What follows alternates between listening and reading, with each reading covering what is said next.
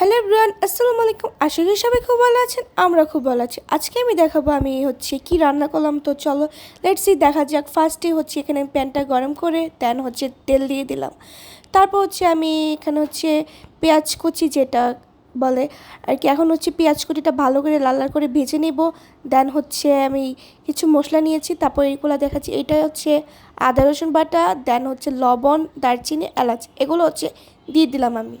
তো এখন যে ভালো করে মশলাটা কষাতে হবে যেটা। আর এখানে আমি কোনো মরিচ বা হলদি মরিচ কোনো কিছুই অ্যাড করব না, কারণ এটা লং রাইস যেটা বলে আর কি। আর এখানে মুরগিটা যেটা আমি আগে থেকে ম্যারিনেট করে রেখেছি, এটা দেখেনি। এটার জন্য আর কি সয়া সস, টমেটো সস, আদা বাটা আর হালকা একটু জর্দা রং দিতে হবে। দেন এগুলো ভালো করে মিক্স করে তারপর আমি 1 ঘন্টার জন্য ম্যারিনেট করে ফেলছিলাম। তারপর আমি এখানে যে লং রাইসটা আছে ওইখানে ভালো করে মশলাটা মাখানোর পর আমি লং রাইসটা দিয়ে দিলাম। এখন হালকা একটু লং রাইসটা ভাজা ভাজা হওয়ার পর দেন আমি পানি দিব। এখন দেখতে পাচ্ছেন গাইস, আমি এখানে পানি দিচ্ছি আর কি, মানে পানি দিব একটু পর আর কি। তো এখানে হালকা ভাজা ভাজা হয়ে গিয়েছে। তো আর এখানে আমি কোনো মশলা অ্যাড করিনি, কারণ এখানে আমি লং রাইসটা যেটা হোয়াইট কালার থাকবে, আর মানে এটা প্লেন পোলাও যেটা বলে আর কি। এখন আমি পানিটা দিয়ে দিলাম। এখন পানিটা দেওয়ার পর হালকা মিডিয়াম আঁচে রেখে দেন আধা ঘন্টার মতো রেখে দেবো। তারপর আমাদের লং রাইসটা পোলাওটা হয়ে যাবে। তো এখানে আমি ঢেকে দিলাম। তারপর হালকা একটু ফার্স্টে স্পিডে করে দেন আমি হালকা জালে আঁচে রাখছি।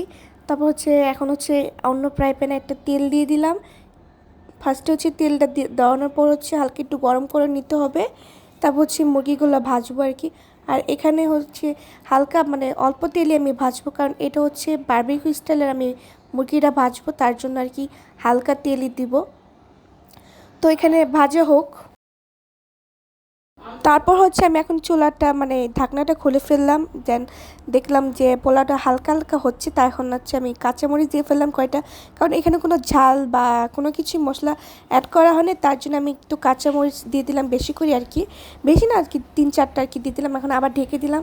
এখন দেখলাম এই যে মুরগিগুলো হালকা মানে উল্টে দিলাম। এখন হালকা হালকা ভাজানো হয়ে গেছে। তারপরে এই যে পোলাওগুলো এখন একদমই পানি শুকিয়ে গিয়েছে। আর এই পোলাওটা কিন্তু একদম মানে ঝরঝরা হয়েছে, আর খেতে কিন্তু অনেক মজা হয়েছে। এই দেখেন গাইস কতটা ঝরঝরা হয়েছে। আর আর যদি ভিডিওটা ভালো লাগে তাহলে কিন্তু একদমই লাইক, শেয়ার, সাবস্ক্রাইব করতে কিন্তু একদমই ভুলবেন না। আর কেমন হয়েছে আমার রান্নাটা প্লিজ কমেন্টে বলবেন কিন্তু অবশ্যই। আর এই যে দেখতে পাচ্ছেন যে মুরগিটা হালকা হালকা মানে একদম লো আর কি আমি ভাজছি। আর এই যে এখন আমি তো গাইস এখন আমি প্লেটে সার্ভ করে ফেললাম এই যে আমার যে খাবারগুলো। আর গাইস কি বলবো, খেতে কিন্তু অনেকই ভালো ছিল। আর আজকে ভিডিওতে এই পর্যন্তই।